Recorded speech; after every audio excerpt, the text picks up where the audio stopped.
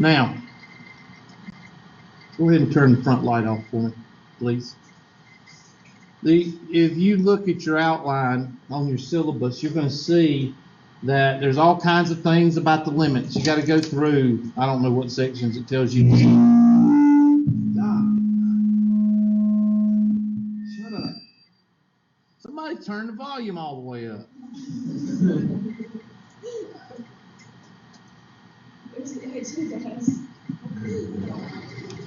There.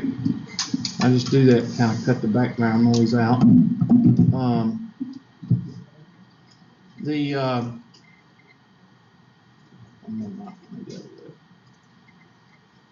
I don't care about you doing all of the limits in the limit chapter, okay? I care about two parts of the limit. Well, really just one part. And that is the section where you solve limits. It's the only thing I care about, all right? So, your limit test will probably be integrated into your algebra review, trig review test, okay? I'm not going to spend a lot of time on limits. I'm just going to, as far as, I'm not going to do whatever chapter, what chapter is it? I had it pulled up a while ago. Chapter 2, I'm not going to go through all of these units. I don't know what, I'm going to hit mostly on this unit, okay, or on this section, calculating limits. So make sure you understand 2.3. I might run down here and do derivatives and rate of change in 2.7. And then I might do, as a function, 2.8. So you need to write down right now 2.3, 2.7, and 2.8. So that means anything else you don't need to worry about. All right.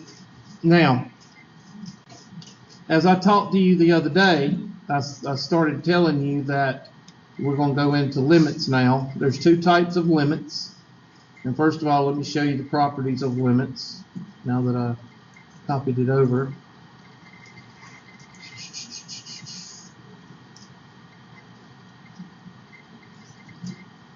There's the properties of limits. I'll move that over where you can see it. There you go. You need to write those down. Basically, you can add limits. You can subtract limits. You can bring the constant out. This one's important. Number 3 is important for you to look at and read. You don't have to actually memorize it yet, because by the time we get through with the derivative chapter, you're going to understand it a whole lot more. Is that if you have a constant in front of a function, you can pull that constant out to the front, because that limit has no effect on the constant. Of course, you can multiply limits, and you can divide limits as long as the denominator is not equal to 0. So those are just some basic properties. And I'm going to pull in my problems that I wanted you to look at.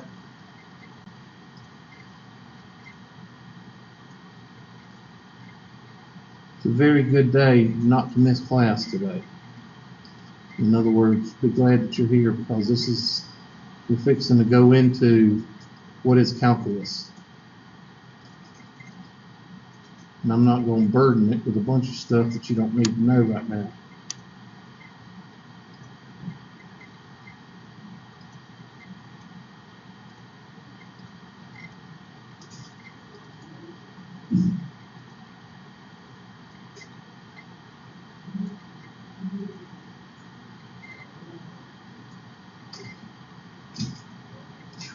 Load.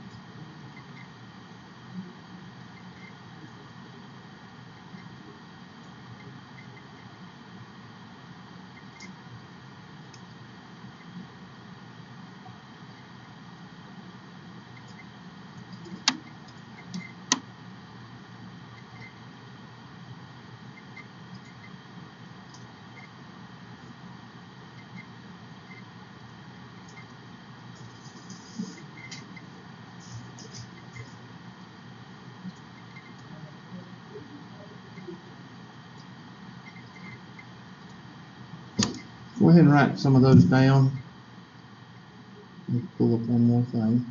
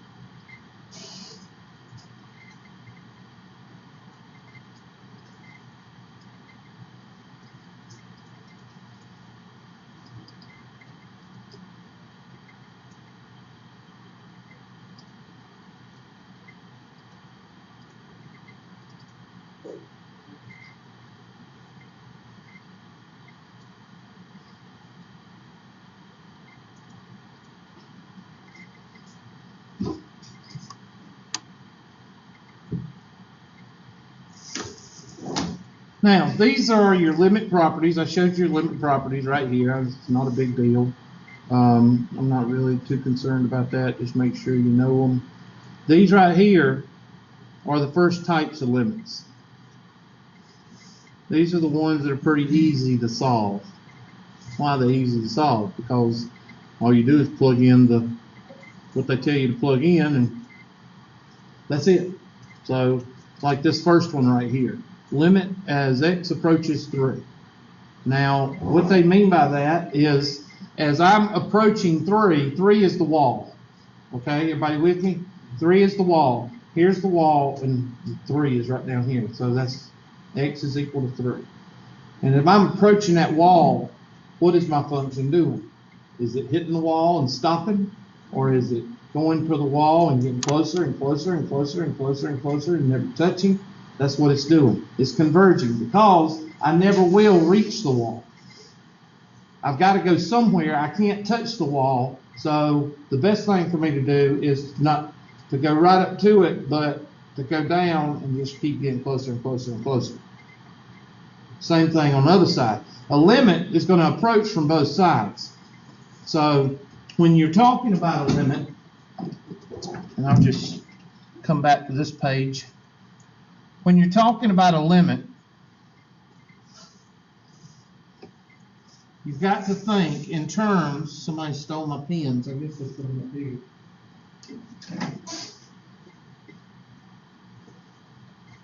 You're talking limit as x approaches 5. And I'll just think up something. Let's go with x plus 2. All right? And when you plug that number in, you get 5 plus 2 is what?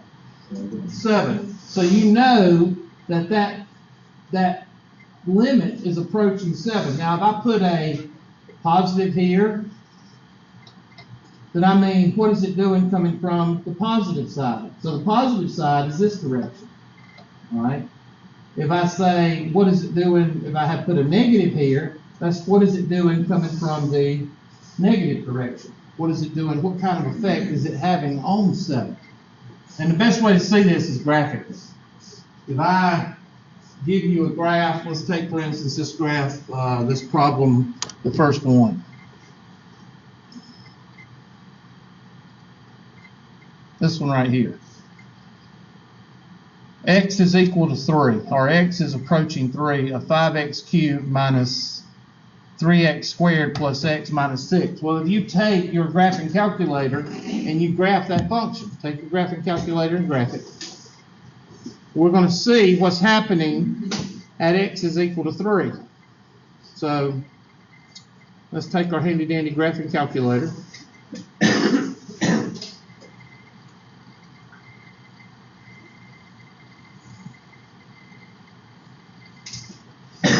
Eventually it'll come out sometime. There it comes.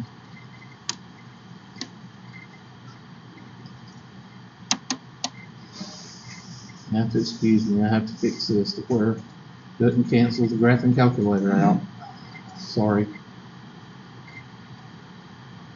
And I graph this function. Y is equal to 5x cubed minus 3x squared plus x minus 6. And I graph that function. And you look at that function and you'll see, and I'm going to blow it up here in a second. Oh, there it is. Zoom, box. I'm just going to zoom in just a little bit.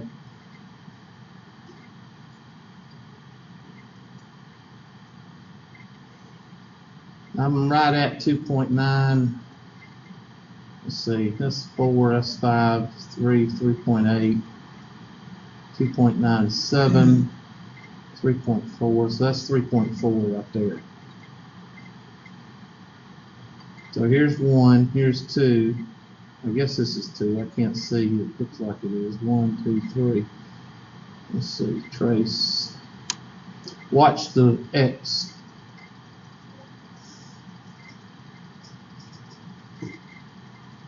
And as I get to X is equal to 3, what is my limit approaching?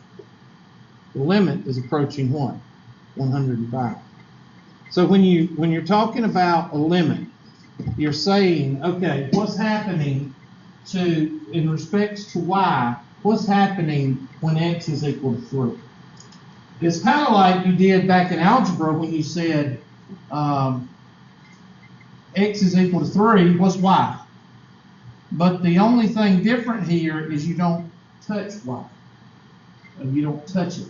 You approach X is equal to 3, but you don't touch X is equal to 3. And it's kind of confusing, so let me just bear with me for a minute and you'll understand as we go. Trying to think of one right now. Let's do this one. Let's do f of x is equal to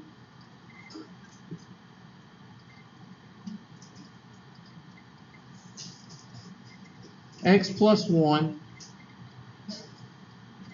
over x minus 3.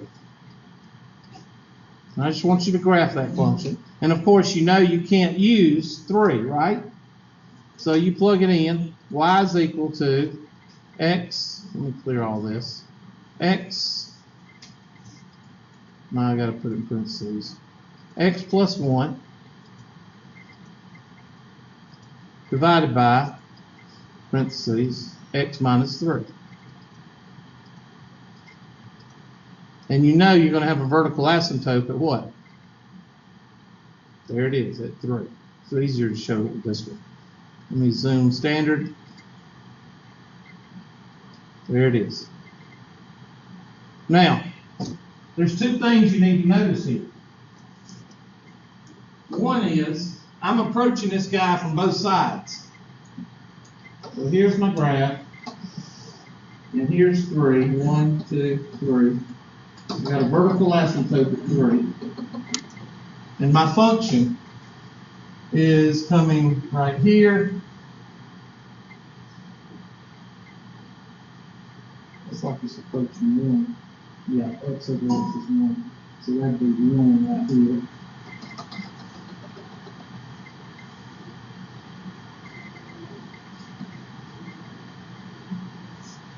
And on this side,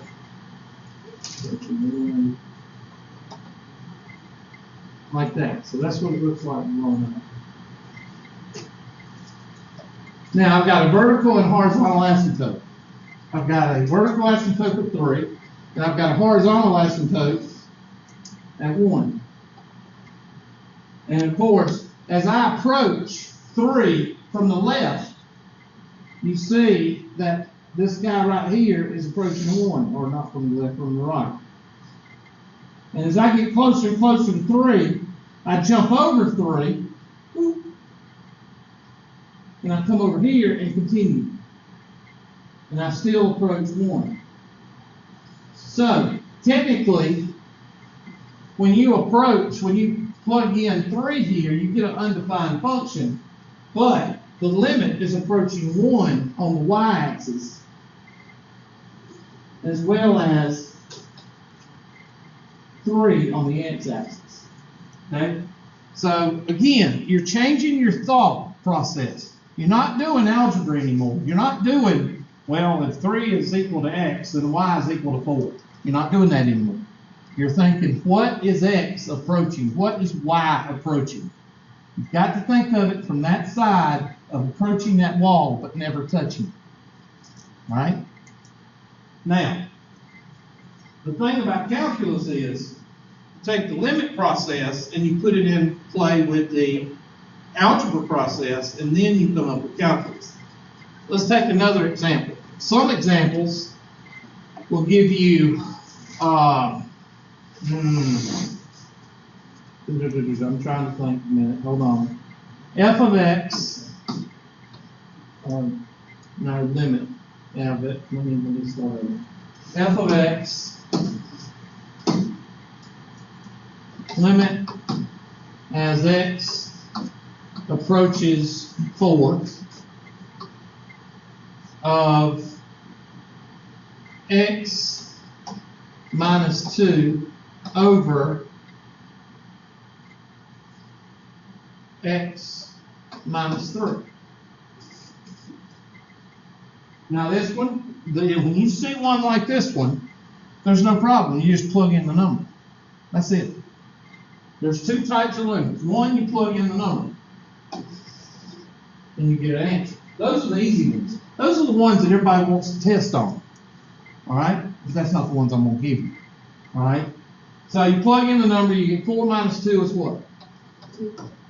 Yeah, 4 minus 2 is 4. I'm sorry. Now it's not erasing. Yesterday it was erasing. Now it's not erasing. Somebody tell me. Somebody tell me what happened there.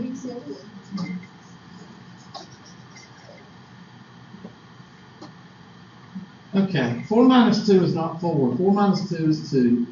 And 4 minus 3 is what? So, as I approach 4, my y is approaching 1. 2. Alright? And that's one type of limit. The second type limit is one like this. Limit as x approaches 0 of x minus 2 over x. Now this one is the one I'm going to give you a few on the test. Because the first thing you're going to say is what? Can't be done. Why? Because 0 can't be in the denominator. So you just say, does not exist, and you keep on going. Nothing. You ever seen this? You ever seen this?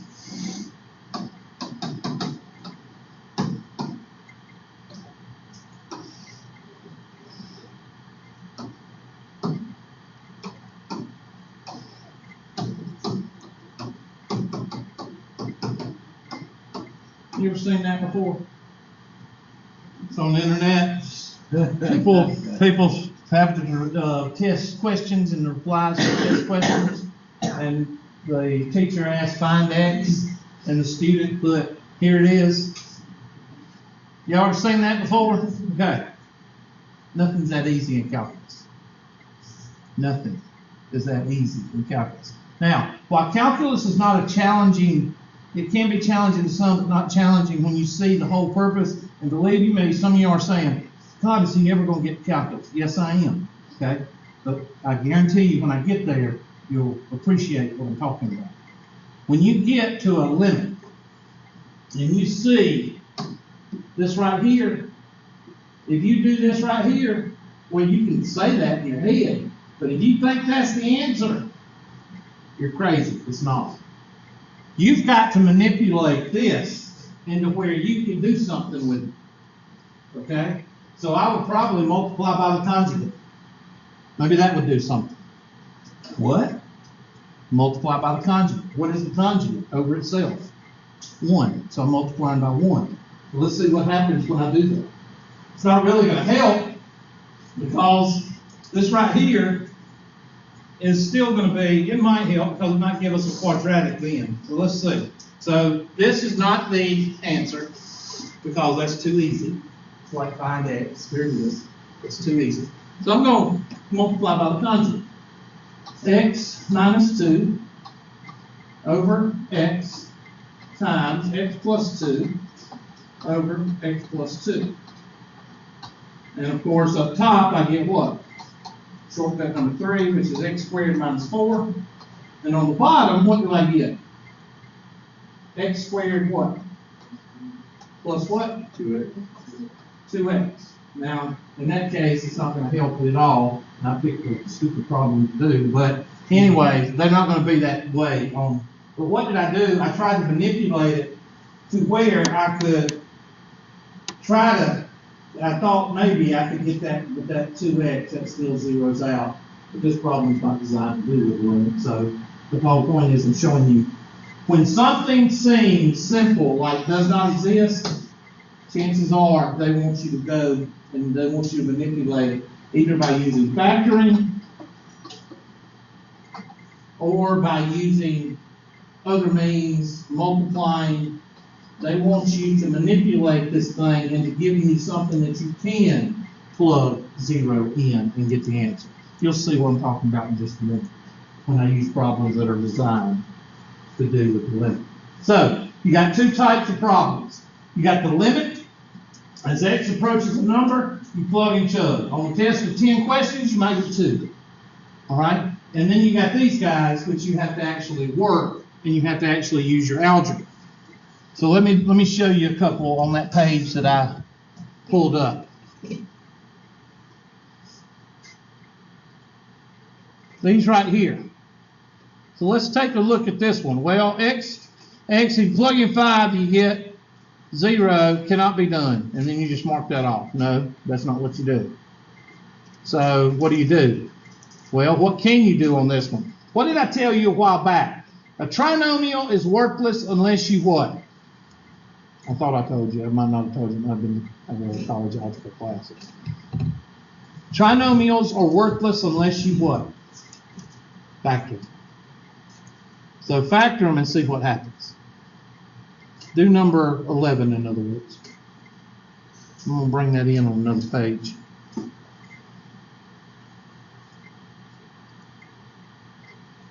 So, here we go.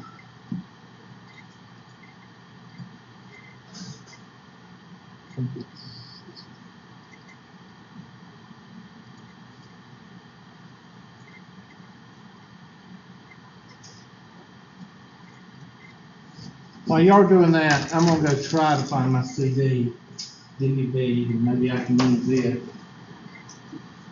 Do the freaking job.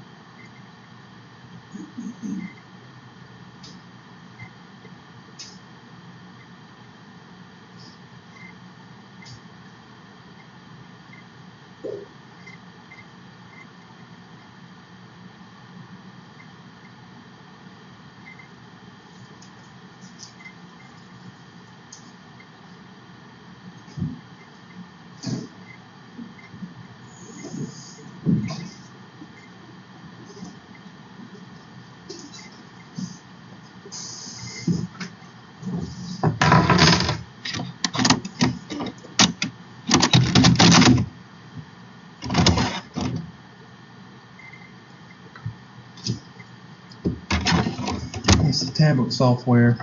I lifted it. This is my tablet software that I have in my office, where I write on a tablet. They left it in the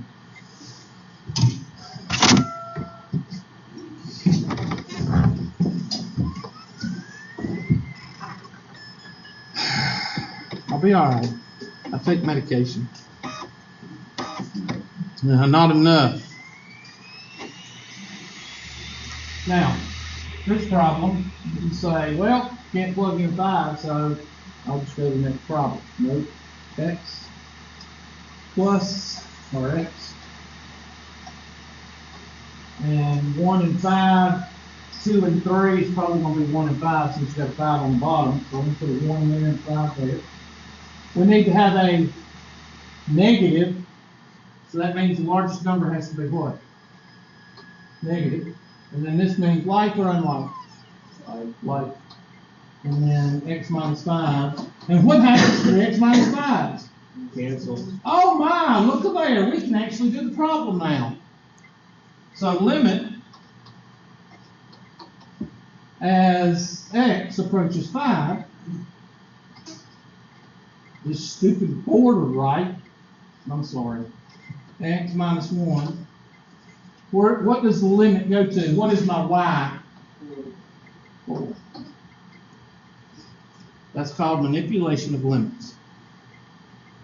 When you have a limit and you can't, there's no way possible, then you can put does not exist. But I can tell you right now, if I give you a test, there's going to be at least 5 or 6 of these on the test. And the answer is not, does not exist. The answer is, you manipulate it and you give me a number. Okay? So, yes? Does that mean you take it says 5 as the denominator, so 5 minus 1? You're saying, you said that This that's is why. gone. You said 4, scale over 4, and that's 5 minus 4. 5 at 5 minus 1. You plug it in like I showed you on the previous one. On the left side, you just plug the number in. Oh, I see, because then it's. Now let's graph this and let's see what it looks like. Yes, sir. I did something last semester with my calculator that I did y equals r. You got it in parametric mode. Yeah, I don't do that. Go to mode, and you should be able to put it back in. Hold on, mode. Function. Yes, function.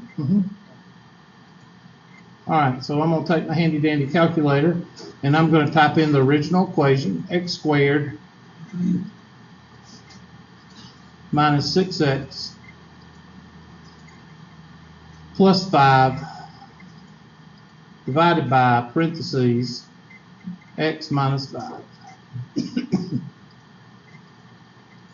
And graph.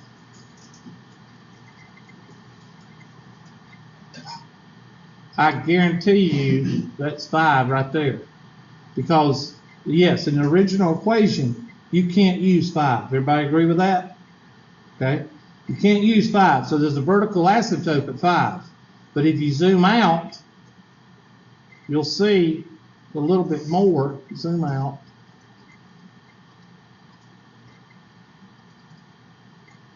Go right here at 5. There's 5 right there. 5.1, whatever.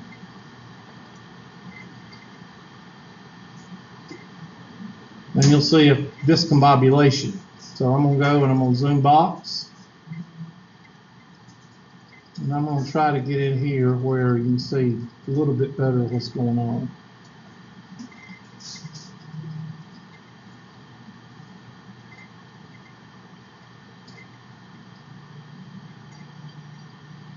There.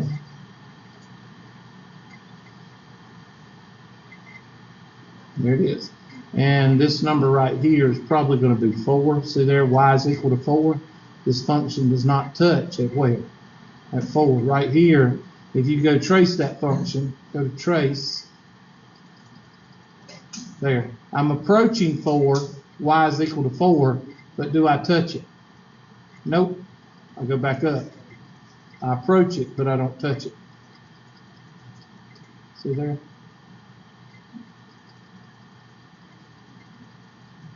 But I also approach x is equal to what? 5, Hubert. That's right, class. Okay? You approach x is equal to 5, you don't touch it, you touch 4. No, but you what? The limit as you go, as you get to 5, the limit approaches 4. Okay? And that's what this means. All right, try another one. You go ahead and try 13 and 15. And I don't care about the graph as much as I care about you being able to solve it. Now, of course, you know there's a vertical asymptote at 5, but you need to solve it.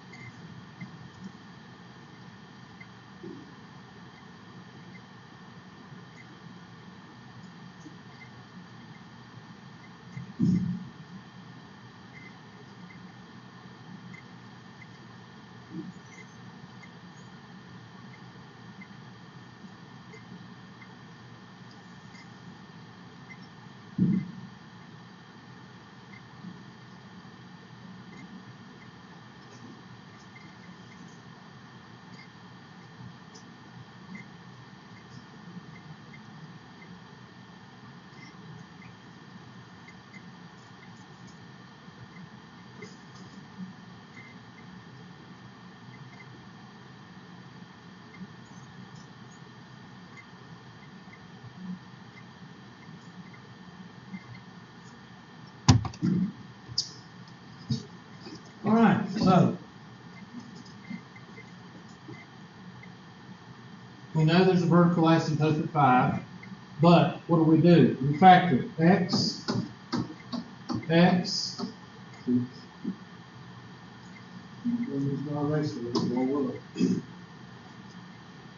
1, 5, and we know we've got to have a negative 5, so, or negative 5, so, or 1 and 6. Right? So that's going to be a negative 6 and a positive 1.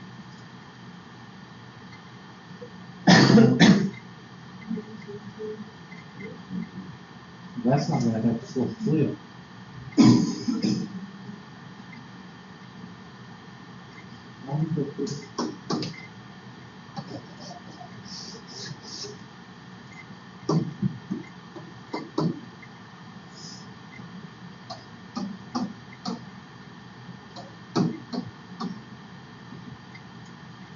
Don't help us at all. Negative over x minus 5, that doesn't help us at all. So this one can't be done. You still get, so x approaches 5 is going to give you an undefined function. Okay. Sorry, didn't know that was going to happen. 15.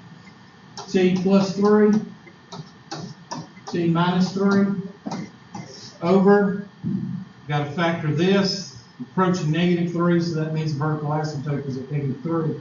So let's factor this out. That's going to be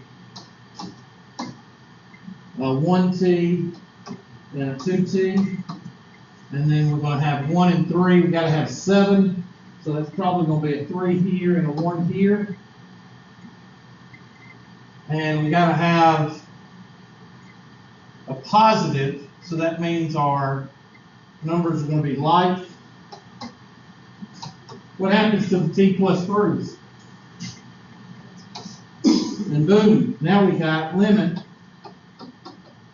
as x approaches -3 or whatever, t approaches -3 of t minus 3 over 2t minus 1, and plug in -3 on top, what do you get?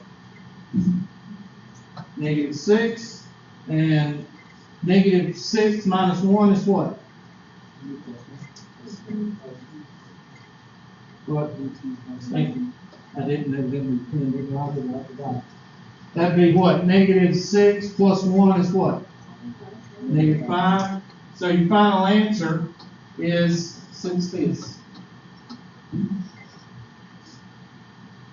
So this is a prime example of you have a function, you can't plug in the limit. So what do? You quit. No, you manipulate it to where something will cancel or something will multiply or something, and you get this, and then you get 6/5. What do we do with the 2t then? Disregard it or? -3 times 2 is what? -6 plus 1, -5. -3 minus 3 is -6. Alright, try this one. Oh yes, what? How does that factor what? Reverse FOIL, which is, let me show you how I do it, and then I have to do this usually. Hold on. Reverse FOIL.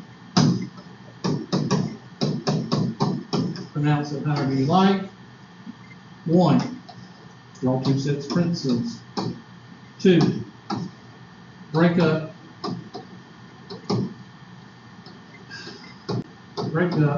first term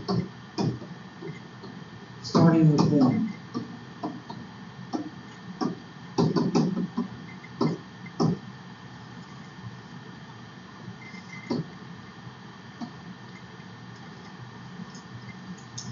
Three.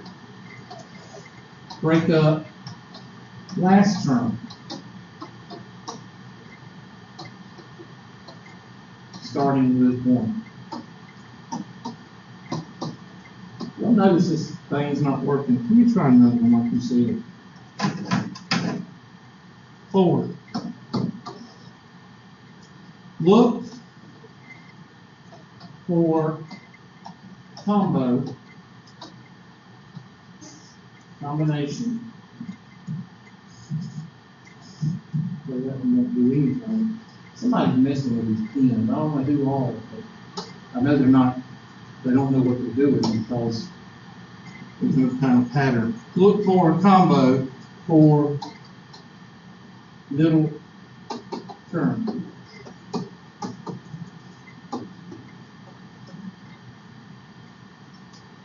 Five. Look at sign for middle term. Larger of outside and inside carries the sign.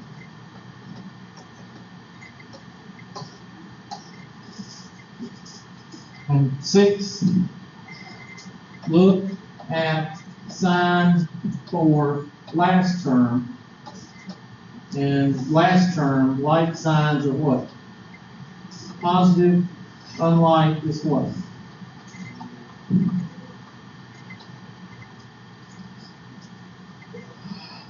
So with that problem, go ahead and write that down. With that problem, I'll do it slowly so you can refresh on the algebra. Now, some of you may say, well, golly, that's algebra 1. Well, that's why people suck at calculus. They don't know, they can't remember how to do algebra 1 concepts. They can't remember how to do algebra 2 concepts because they went through trig and then they waited a couple of semesters because of whatever, And then they can jump right into calculus and they think they can make an A in it. Well, you're going to suck at it because you've forgotten algebra 1 and algebra 2. So, what was that denominator? 2t what? 2t squared. I'm sorry, what? 7t. 7 plus 3. So I draw 2 sets of parentheses. Luckily, these two numbers are prime, so you can't mess those up. So you put a t here, 1t, and a 2t here, because that's your first term, set term. And then the last term is 1 and 3. But I can put a 1 here, and I can put a 3 here. You've got to remember, when you do the reverse FOIL, the two most important numbers are your outside and inside terms, because the first and the last, they take care of themselves. Because 3 times 1 will always be 3, and 1 times 3 will always be 3. So you don't have to worry about the first and the last terms. You've got to worry about the outside and the inside terms. So put those in your brain mentally, outside and inside. And then say, what if I put a 1 here? If I put a 1 here, that's going to be 2t, and 3 here, that's going to be 3t. 2t and 3t will give me a what? A 1t or a 5t. 1t or 5t doesn't do us any good. So I switch it. And I say 3t right here, 3, that'd be 6t, and then a 1t. 6t and 1t will give me a 5t or what? 17. That's how I get it. So I'll put a 3 here and a 1 here. And then I say to myself, this one has to be positive. So my outside and inside terms, what's my two out? My outside term is what? 1t, and my inside term is what? 6t. Which one's larger? So it gets the what? It gets the positive. And then this tells me what? Like or unlike? Right. So if this is positive, does that bring back some memory of that? Yeah, okay, so you'd rather just do that than Well, complete the square gives you the x-intercepts. Okay? Remember me telling you, you still have to use reverse FOIL sometimes. Okay?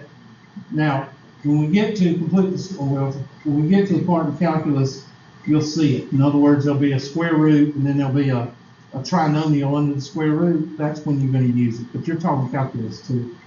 Okay? All right. So that's that. That help? Hopefully it does. Okay. Now do 17. What? What I do? Now 17, it says, limit as h approaches 0 of -5 plus h squared minus 25 over h. And of course, the first thing y'all gonna say is, can't be done. Well, I tend to agree with you, but there's something I can do up top. Maybe I can, I don't know. Let's see, just maybe use a shortcut and see what happens. Or quit. Does the limit h to what? Huh? H goes to 0. And number 17 and 18, you're going to see a lot of by the end of class. So that's called the difference quotient, which I'm fixing to go into in a few minutes.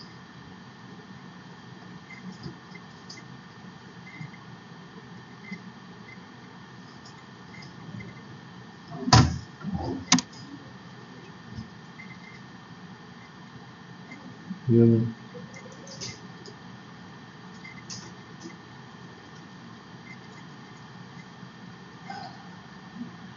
It's a conspiracy.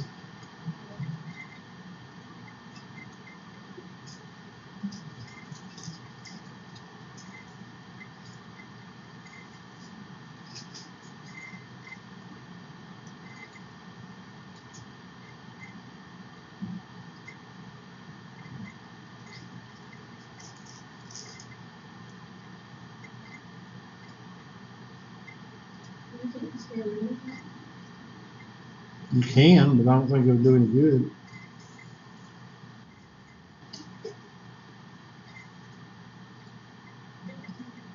Telling you the best thing to do is what? Quit.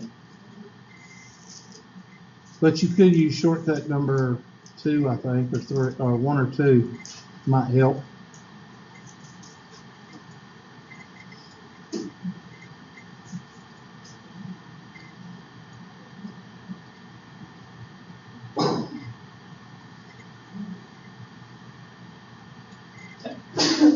Good gosh, y'all bunch of sick people. I need to drink more orange juice. All right, so here we go. I can't do this problem, so let's try to manipulate it. -5 plus h, quantity squared, minus 25 over h. Well, that's shortcut number what? Number 1. So that's going to be 25 plus 10, be a minus, sorry. Minus 10h plus what? Squared. Minus 25. Minus 25. What does it do? It cancels out. Look at here. What can I do here?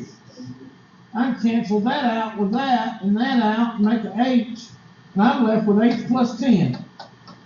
Limit as h approaches what? 0. What you get? 10. Whatever. Where is it? I don't know. Yeah, that's stupid. I had an eraser. Thank you. There, -10. Thank you. Y'all have an eraser. I don't. I just have a $15,000 system up here that doesn't work because it hasn't been set up right. And I don't know how. We've never received training on these things. Never. Never. Had them for 2 years. Been asking for training for 2 years and never had training. That's what kind of. That's what I'm having to do with. All right, try that one.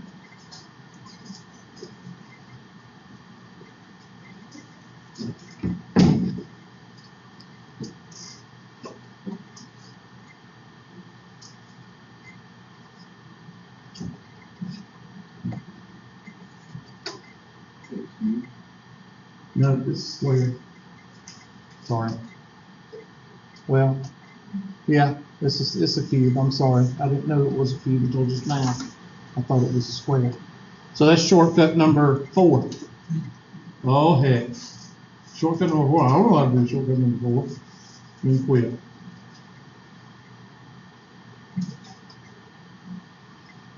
Y'all see a pattern yet? Quit.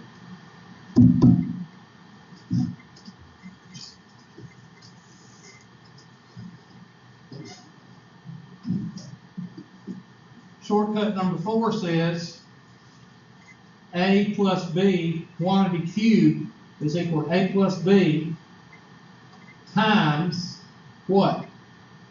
A squared minus ab plus b squared, right? So that's going to be 2 plus h, 4 plus 2h, sorry, minus 2h plus h squared minus 8 over h.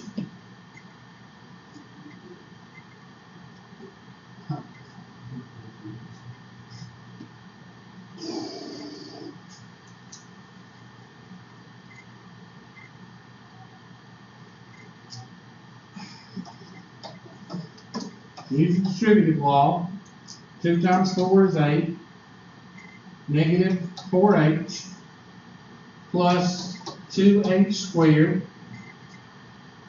plus 4h minus 2h squared plus h to the third minus 8 over h. And what happens to your 8's? That's what's supposed to happen, because now you left with nothing but h's. What happens to the 4 h's? They cancel. The 2h squared cancels. You're left with h to the third over h, which is equal to what? And now you can take the limit as h approaches 0 of h squared, and that's equal to 2.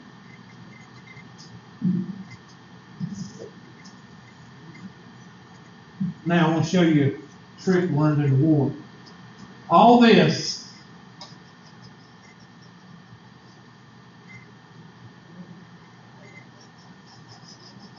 is what? Now you see why people suck at calculus? Because I guarantee you some of y'all are going, oh, I shortcut before. That's why I showed you the shortcuts. You can't do limits if you can't do algebra. You can't do the shortcuts if you can't factor. If you can't manipulate monomials, you can't do the limits. If you can't do the limits, then you can't do the derivative. Well, you can, but you got to see where the derivative comes from before you can do the derivative. And that has a lot of algebra. Okay? So hopefully with limits, now some of you that's had calculus before, I picked out the two most important parts of limits. One, you can plug in a number and get a limit. Plug in x is equal, or x is approaching 2. You plug in 2, you get 4. It's approaching 4 on the y-axis. All right, that's just a calculating the limit. Then there's manipulation of limits. When you take a polynomial and you either factor it or you multiply it, and then you get something to cancel to get that thing out of the denominator, it's going to mess you up. See what I'm saying? Manipulation. If you can do those two things, then you can pretty much handle the next section, which is putting the two together. All right? So what I'm going to do is I'm going to go to the next page, and we're going to talk about the slope again, just like I did the other day. Kind of went through it pretty fast. Okay, now we can't hit the button. Try this. There we go. Somebody's messed up the button. You're supposed to be able to hit those two things on the side, and somebody has been screwing with this stuff, and I really don't think they know what they're doing. Okay, I'm going to take, we're going to draw a graph. And you might want to use graph paper on these notes. You don't have to, but it might help in a straight edge.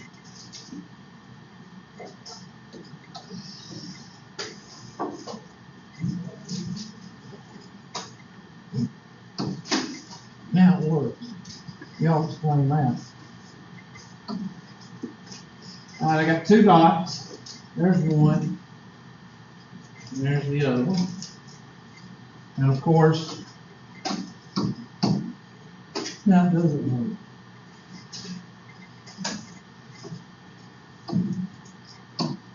Now, take that line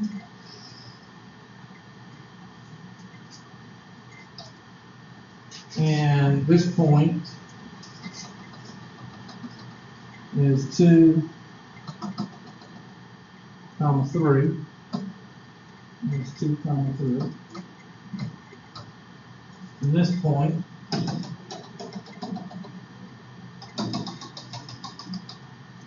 is 8, 6. All right, everybody find the slope of that line.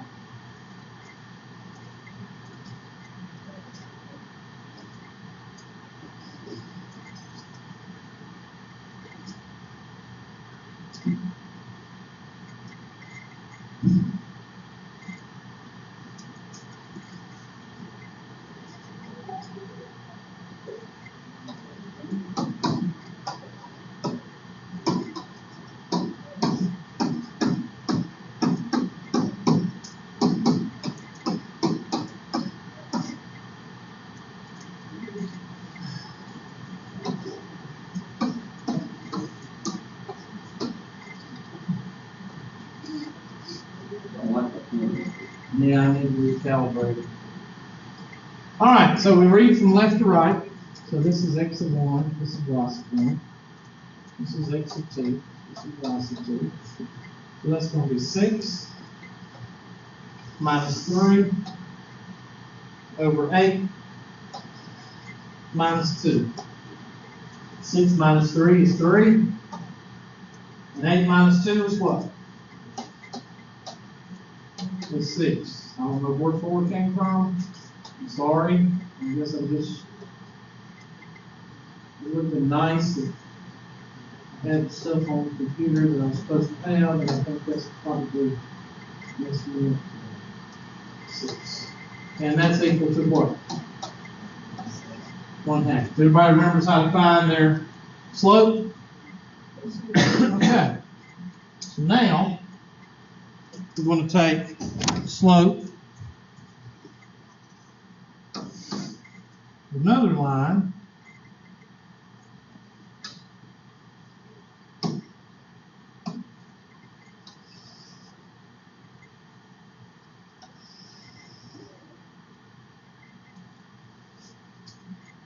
and before I'm going to draw this and set it up.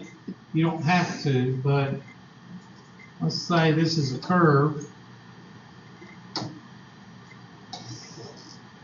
Okay, it's not a curve.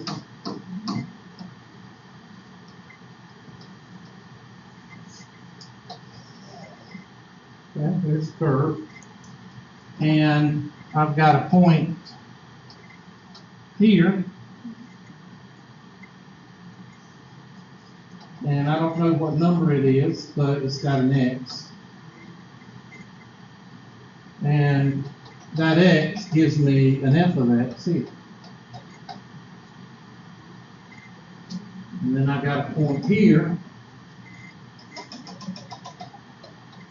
That is h distance from X. So we'll call that X plus what? So therefore, this is equal to f of what? X plus h. So if I wanted to find the slope of this line, my y sub 2, let's just put this like this and maybe it'll help you out. X comma f of x. Up here, this is x plus h, comma what? Okay, now I want you to find the slope of this line. If you read from left to right, this is x sub 1, this is y sub 1, this is x sub 2, this is y sub 2. So go ahead and do your slope formula and plug and chug.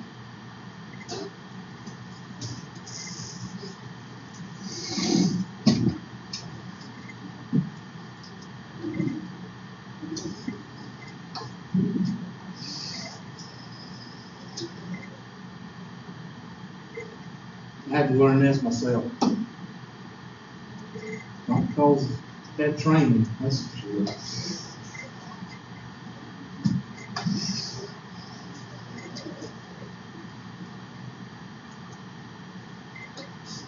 It doesn't work like CAD where you go from one way, go from the left, it does one certain thing, and go from the right, it does the other. It doesn't know how to do that, so you have to take it.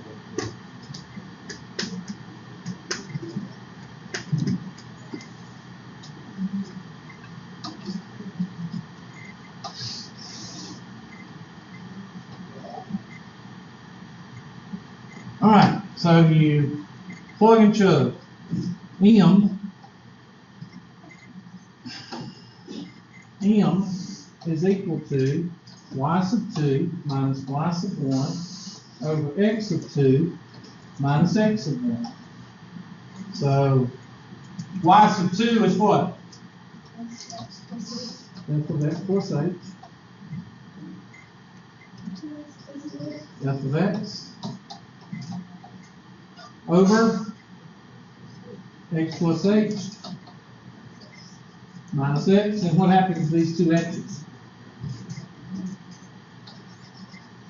So your final answer for the slope of this line is equal to f of x plus h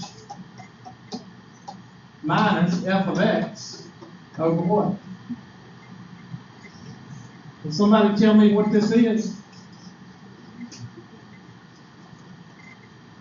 It's called the slope, but it's also called the difference quotient. That's important. I'm not going to write that down. The difference quotient.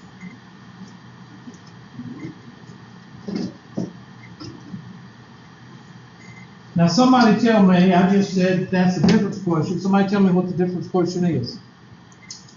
I'm asking for a kind of a, what is it, a loop? Yeah, a loop. I think we call it in speech as a loop, where you start with one thing and you turn around and you go back to it. So I just showed you the difference quotient. I want you to tell me what the difference quotient is. Real simple. Slope. Slope of the line. You'd be surprised at how many people go through calculus and they don't understand what they hear about difference quotient. But they go through calculus, they have no idea what the difference quotient is. It's another variation of the what? The slope. And now you see how I got it? Now, how does that play in? Well, look here. That's algebra. All this is algebra. I haven't done any calculus here. But we apply the limit theorem, and when we do that, everybody's lights come on. If I could figure out. Here we go. Let's see if this works. I'm supposed to have a license. It's not going to let me.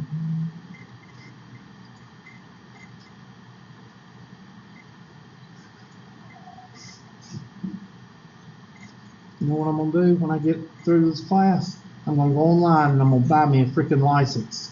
And I'm going to send it to Tri-County Tech and say, will you please reimburse me for this? No, I'm not going to do that, because then I'll end up with no reimbursement. This is so ridiculous. It better let me on.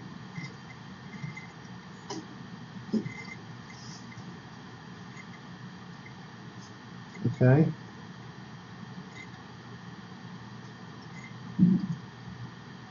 I guess I'm using it.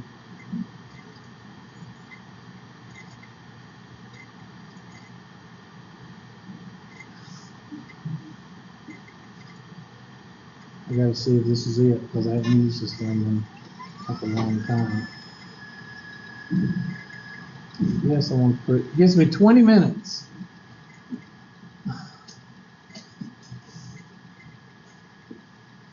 All right, there's your tangent.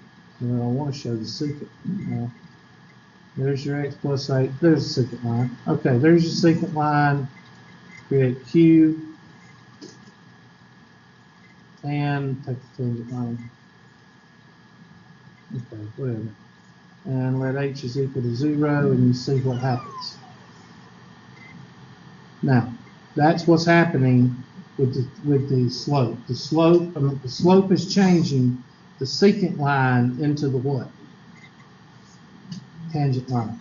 Now, why is the tangent line so important? Well, that's the basis for your Calc 3 and your physics. Motion, the third physics, which is motion. You can't. You ever take a rock and put it in a sling and sling it round and round, or a bucket and put water in it? Centrifugal force. All right. Well, when you're slinging that rock, all right.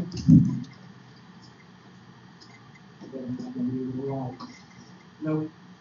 When you're slinging that rock around,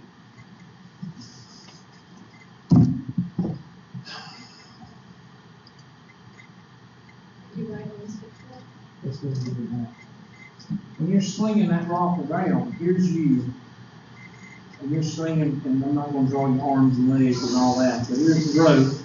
You're slinging that rock around like this. Everybody got that? Yes. You're slinging it around like that, or slinging it like this. How are you going to swing it?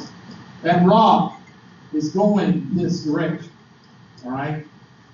But you can't, if you want to know where that rock is at this point, you have to draw a what line for that?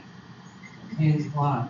And at the tangent line, you can do a normal vector, and you can also do a another vector in a three-dimensional space to tell how much, I can't draw it right now, but three-dimensional space. In other words, the tangent line is like your foundation for your normal vector and your velocity vector and your acceleration vector.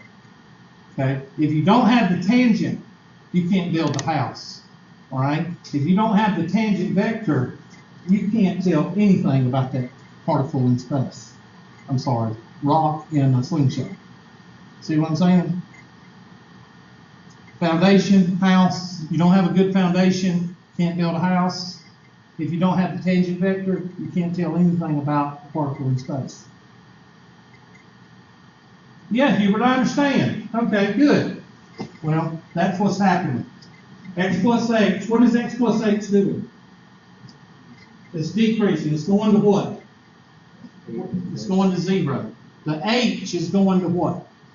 0. That limit is going down, going down, going down to what? What's the distance between x and x plus h is h, right? H is the distance. If the distance is going to 0, then you're getting where this green x and this blue x is a hair, like 5/1000ths of a hair, close to each other.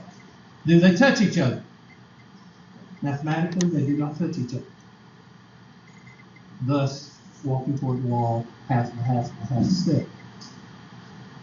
They get so close to each other that the secant line, which is the interior line, turns into the tangent line. And that is what calculus is all about.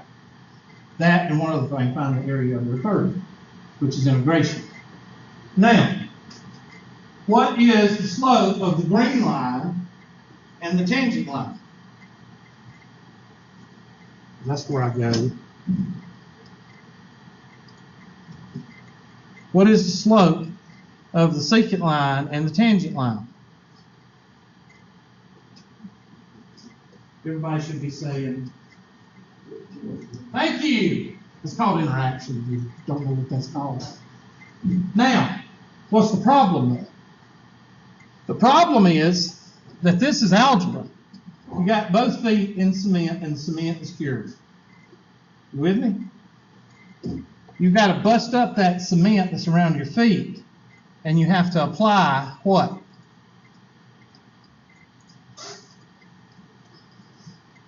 You have to apply that limit theorem. Yes, sir. So it's the tangent line to that. No. The wall is the blue X. Okay. And you are the green X. And you are taking a step toward that wall and toward that wall. And what's happening to your Y is that what's happening to your green Y as your XY is decreasing. It's decreasing and bringing the secant line to a what? Tangent line. In calculus, this is called the Squeeze Theorem. And what's happening to the green dot? It's being squeezed right beside the what? The blue dot. And the reason I'm leaving this up here is for you to watch it and to be hypnotized and see it all night tonight when you go to sleep. Because what have you been taught the last 12 years? You've been taught with your feet in the cement. You've been taught nothing but algebra. You've been taught nothing but math. You've been taught nothing. And then, in one semester, you're supposed to think, okay, I'm going to take that X and it's going to converge, and that Y is going to converge, and it's going to make the secant line into the tangent line, and you just go. But you got to be explained what you're doing. Now, at any point, I can find the tangent of that green line. See that long green line is changing. And I can find any point at that line if I apply the limit theorem to the calculus that will give me the equation of the slope of that green line at any point on that line, on that curve. Thus, you can tell where the tangent vector is on any point in what? In space.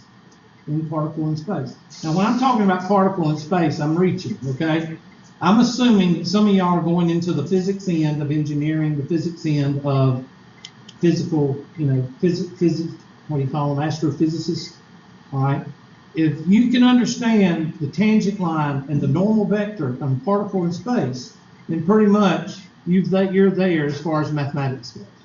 And you can handle anything else compared to third dimension calculus, or three dimension calculus, third calculus.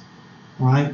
So I'm shooting for that goal that you understand that the tangent vector or the tangent line is your foundation for your normal vector and your acceleration and all that good stuff. Yes, ma'am. Okay, you said the Keep watching the green line. Go ahead. You said the tangent was the dx. Huh? You said the tangent was the dx, and you came up with secant. No, I did not. I did never say. I never said that. I said the green X approaching the blue X takes the secant line and forms it into the tangent line. Do the green X and the blue X ever touch?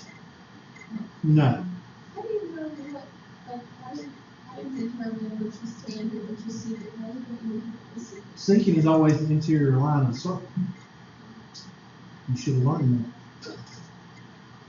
You did. And the tangent line is always the exterior line of the circle. Did y'all learn that? A lot of people haven't. Go look in your circle, go Google circles, and you'll see the secant line is always, it's called the chord of a curve. When you get to vertical and horizontal curves, okay, squirrel. When you get to horizontal and vertical curves in transportation, the chord is one of the most important things of a horizontal curve. It's the distance between BCT and your VCT, which is the beginning and the end of your horizontal curve. So that's another where this comes in. Okay? So anyway, keep looking at it, keep staring at it, and hopefully you'll be just branded in your brain. I always find the tangent line first. You have to. You have to find the tangent line. If you're sitting in second semester calculus, second semester physics, or third semester calculus, that's all third semester is about. You're going to be studying the helix. You're going to be studying where the vertical, or where the tangent. I'm sorry. Your unit vector, the unit vector that goes up to the particle in space, and then you got to say, okay, you found the position. Now tell me what the tangent vector is, and then you can tell me what the normal vector is. Because the normal vector is normal to you swinging. Normal, but you can't find the normal until you find the tangent. See what I'm saying? You can't lay the brick until you set the foot. Okay, this is giving y'all info. That means, what does this do? I don't know what to do. What does that do? Oh, that does that. All that does is put an average in. That adds it from the left side. That's the squeeze theorem. And that's that. But you would be surprised on how this little graphic shows you what you're doing. Now, let's go to the whiteboard right quick, and I'm going to show you where it all ties in together. So you got this difference quotient. Everybody with me? Okay, you got that difference quotient, and you write it down. You put stars around it and highlight. Now let's go do something real simple. I'm going to do x cubed, or x squared. F of x. Notice the green light is still golden. That means you're still watching. Okay? All right, so f of x is equal to x squared. And all of us know that this is a what? A parabola. Everybody knows that. But I want you to tell me what the equation for the slope of the line is at any point on that curve. No, you're not supposed to know it. So then you go, okay, I'll plug it through the quotient, the difference quotient.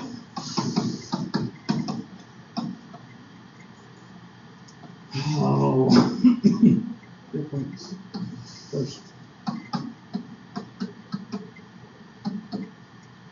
Okay, so that means f of x plus h. Now, of course, some of y'all are going to have a brain bubble here because you forget what f of x is. If I give you f of 2, what does that mean I'm going to do with the 2? Okay, Say it loud where everybody can hear it, okay? What if I plug the f of 3? What does f of 3 mean? You're going to plug in 3 to the function. What if I say f of 1/2? Plug in 1/2 into the function. What if I say f of x plus h? Say it one more time. Plug in x plus h anywhere there's an x. Everybody understand that? Y'all just said that y'all understand that 3 times. I did 2, I did 3, I did 1/2 4 times, and I did x plus h.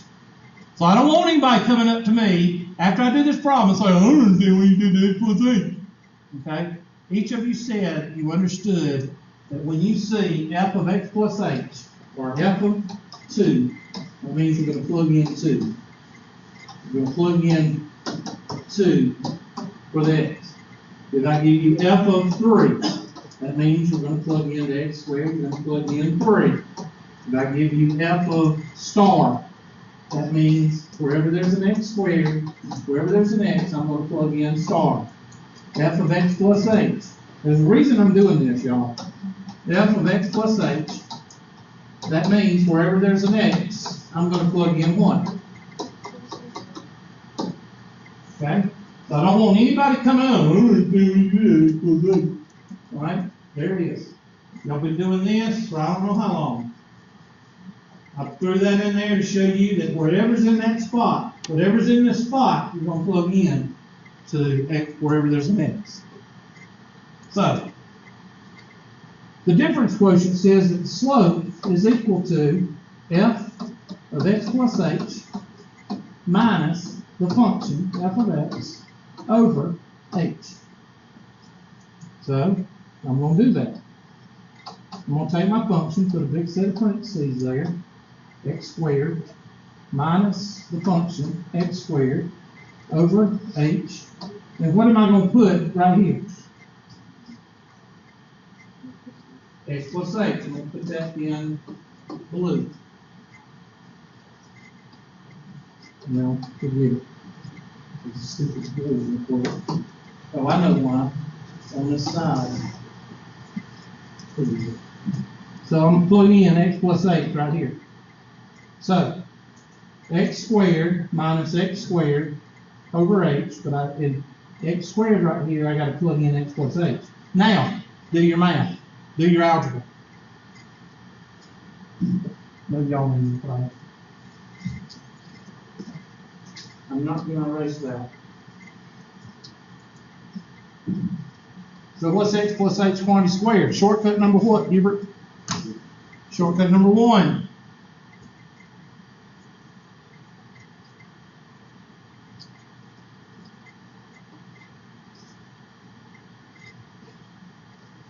M is equal to x squared plus 2xh plus h squared minus x squared over h. And what happens to your x squareds? They cancel. Okay, how did that? Sorry. Oh, my 20 minutes is over. Sorry, guys. You don't get to see it anymore because my 20 minutes is over. Be nice to be able to work at a college and afford stuff, wouldn't it? I'm sorry. Don't even get me started. I'm supposed to have a license to GeoSketchpad, but evidently we don't have it anymore. So what happens? Take my red marker because I want to show you this. That goes out, and that's supposed to happen with that. All you're left with is what kind of terms? H terms. And what did we find out in that last problem? What do you do with the h's? 2xh plus h squared over h. What do you do with the h's? Cancel that one with that one, cancel that one with that one, that leaves an h. So my final answer is 2x plus h. Okay, everybody with me? All right, so that is the slope of my line. But there's a problem. We still got our feet in the concrete. We still doing algebra. This is algebra. So what do we got to do? we got to get our feet out of the concrete and we got to apply the limit theorem. Limit as h approaches what? What does h approach? Let's go back to our line, our hypnotizing line. What does h go to? Huh? Let me ask you a question. Okay, here's x at 3. Here it starts at 4 right here. Where does x go down to? See, I heard somebody mumble. 0. The distance between the blue H and the green H, what is it going down to? 0. So, go back to our whiteboard. Y'all are so blessed to have me for a teacher. Go back and forth like this. No, I'm just kidding. 0. What's our formula now? 2x plus what? And what happens to the h? So you just did your calculus, and you just did your limit theorem, and you had algebra. So now you put algebra and calculus together, algebra and limit together, and voila! There is your calculus. You have just found the equation for the slope at any point on the line. What does that mean? So let's go back to your handy dandy parabola. There it was. There's your handy dandy parabola. Pick a point. Any point. Well, let's pick x is equal to -4. So here is there's your tangent line. So tell me the equation of that line. Well, 2x. Well, we've got to plug in -4. The slope of that line is 2 times what? Which is, so the slope of that line is -8. Well, what about 6? 2 times 6 is what? So the slope at 6 is what? The slope of the tangent line at 6 is what? Any point on that line, any second, you can tell what the slope is. And if you can tell what the slope is, then you can tell what the normal vector is. And that's, to wrap it up, that's what you're doing.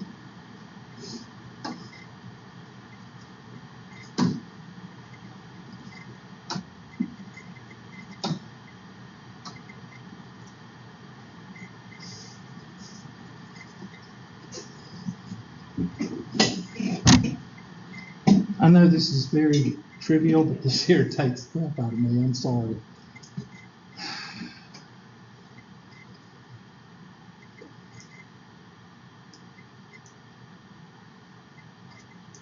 Give me a minute. I got to start my 20 minutes back again.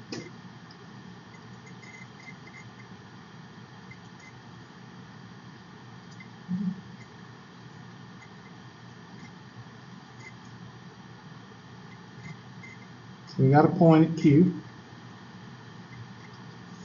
That forms a secant line. Now the distance between is h. That's the distance. And there it is.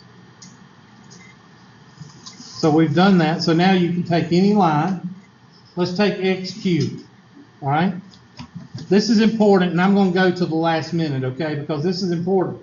What I'm doing is I'm taking your algebra that you've been taking for the last 3-4 years, and I'm taking the limit theory, which I went over today and a little bit the other day, okay? And I'm putting them together, and I'm showing you what calculus is. Now, calculus is not the difference quotient. Calculus is the difference quotient applied with the limit theorem. Limit as h approaches 0. Now, do x cubed. X cubed.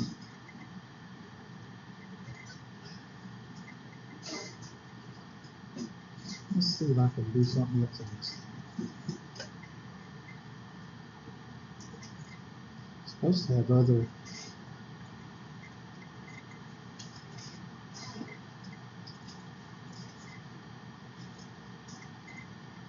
No, I'm supposed to have other things I can do with it, but.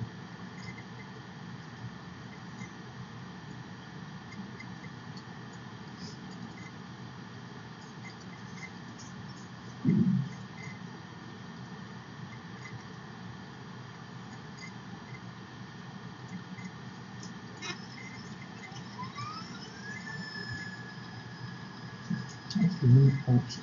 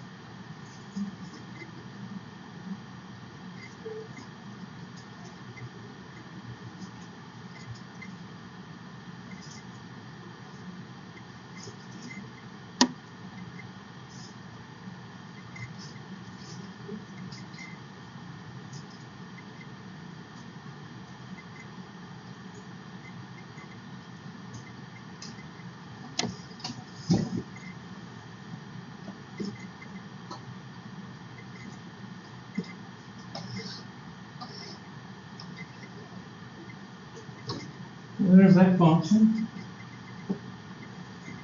F of x is equal to x cubed. So therefore, my difference quotient is going to look like this. F of x plus h cubed minus f of x, which is not that, x cubed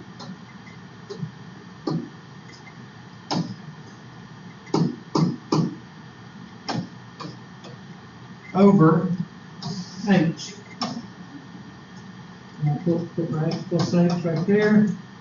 So that's going to give me shortcut number 4, which is x cubed, or I'm sorry, x plus h, x squared plus xh plus h squared minus x cubed over h.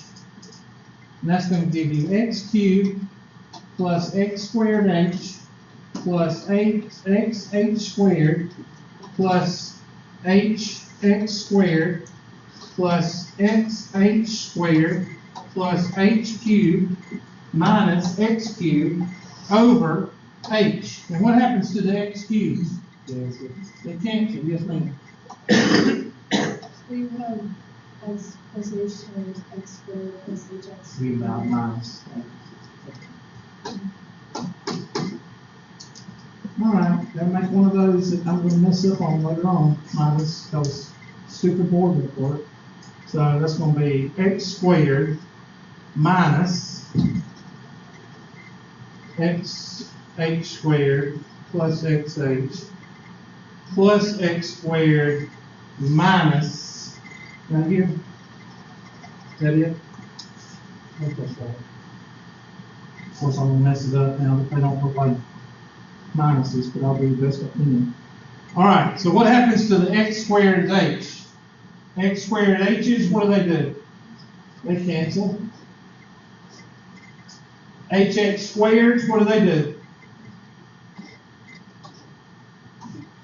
And you're left with x cubed over what?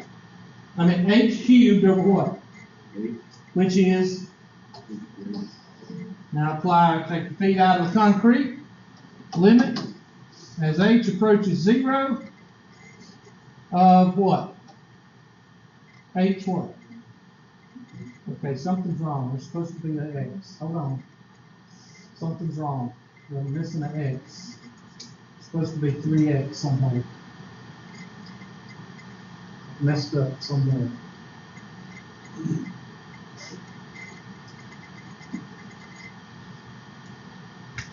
Oh, there's a problem somewhere. X squared,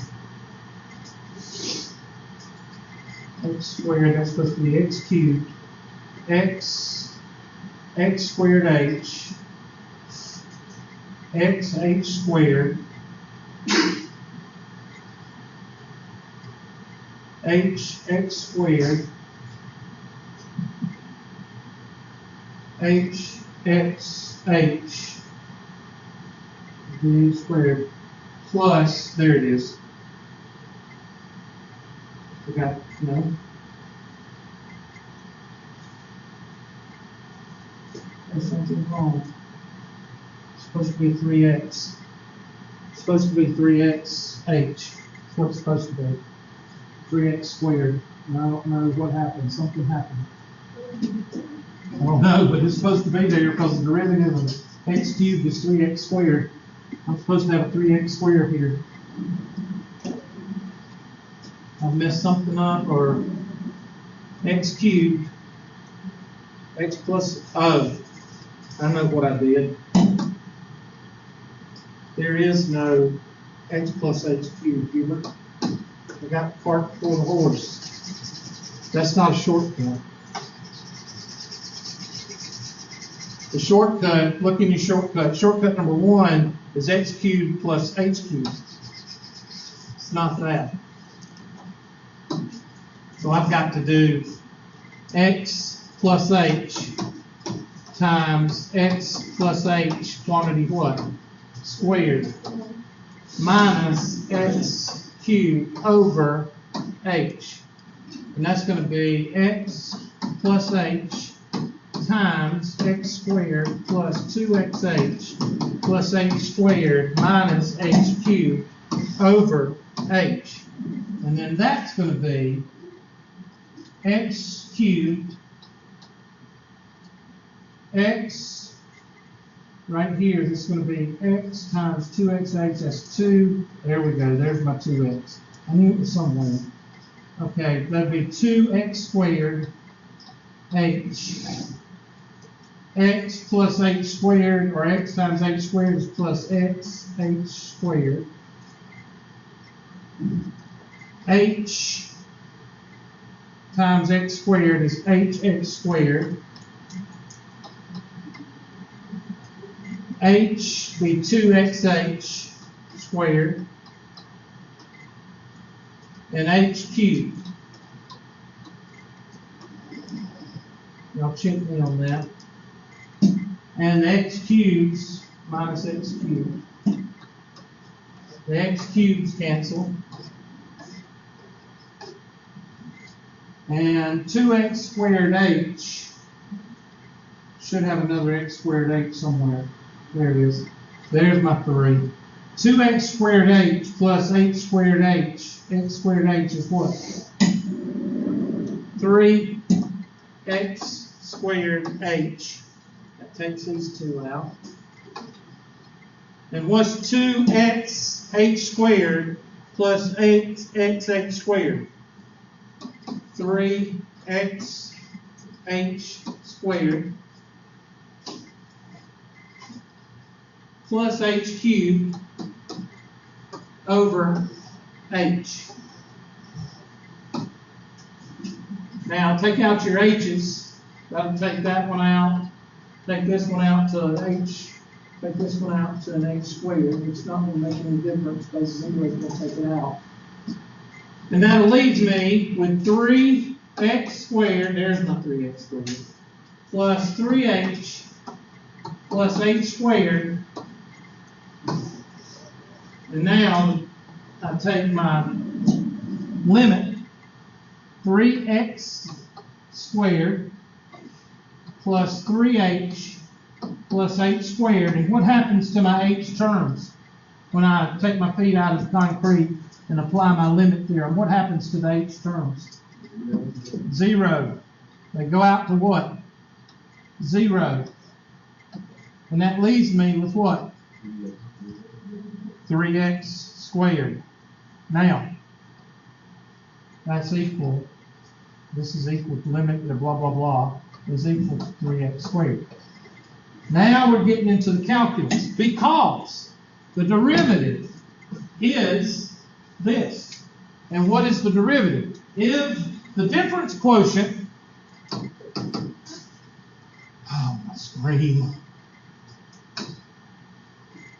You told me a while ago that the difference quotient gives me what?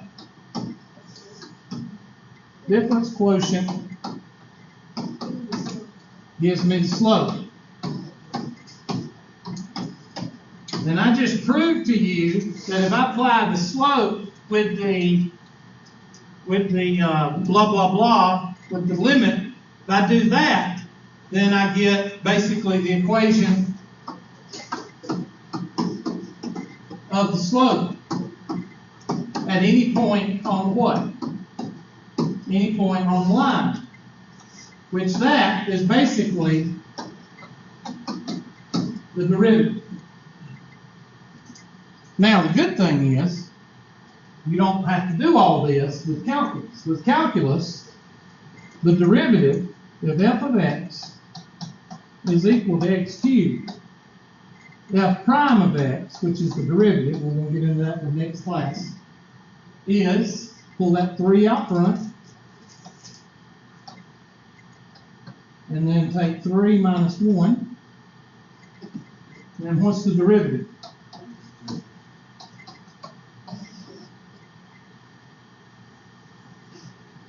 Do you remember, some of you may not, some of you may, some of you may have been told, before the calculators came out, there was these tables in the back of the book, the trigonometric tables, and you had to look up the sine, the cosine, and the tangent.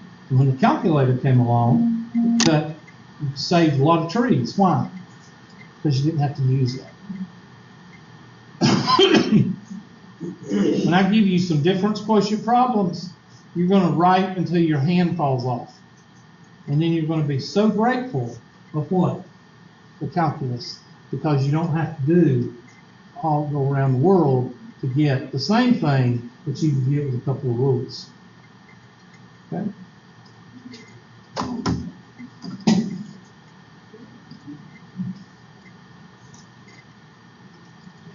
Now, I got a question. It's time for y'all to go. Who in here has had calculus before? Do you understand a little bit better now? Good. Well, you'll understand it better when we actually do the calculus, which will be the next class. We're actually going to get into the calculus.